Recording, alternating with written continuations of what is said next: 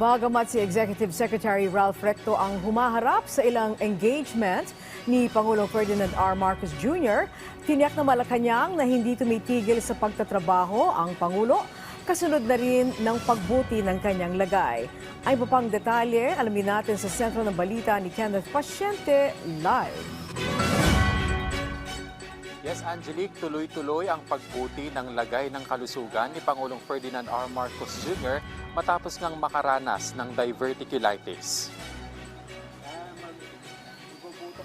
Sa update ni Presidential Communications Office Secretary Dave Gomez, patuloy at maayos ang paggaling ng Pangulo ayon sa medical team nito. Gayunman, may ilang mga engagement anya na ang mga kalihim o ang Executive Secretary ang kakatawan sa Pangulo bilang pagtugon sa abiso ng kanyang doktor na magpahinga.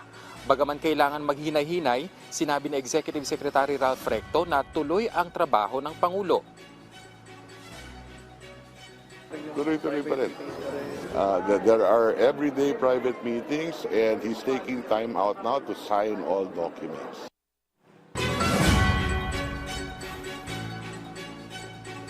Katunayan kanina, Angelique, mismo ang Pangulo ang nanguna sa pagpapanumpa kay General Jose Melencio Nartates bilang bagong Chief PNP.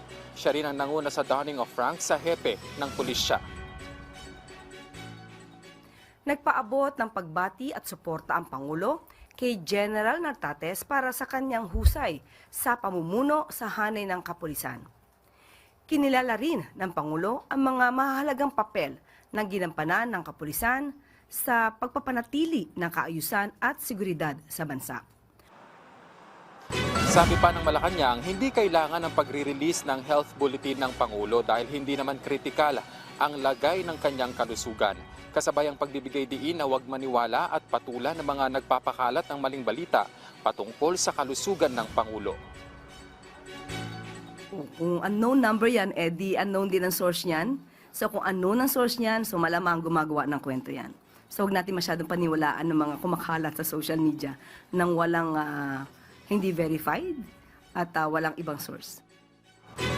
Angelique, natanong din kanina sa press briefing itong ang nabanggit ng House Committee on Justice na pagpapatawag sa Pangulo patungkol dito sa mga impeachment complaint na inihain laban sa kanya. Tugon ng palasyo, hintayin daw muna yung pagtatrabaho ng House Committee on Justice doon sa pagtitimbang ng bigat ng mga reklamo laban sa Pangulo at kung sakali man daw na ipapatawag nga, depende na raw yan sa magiging aksyon o abiso ng bubuuing legal team ng Pangulo.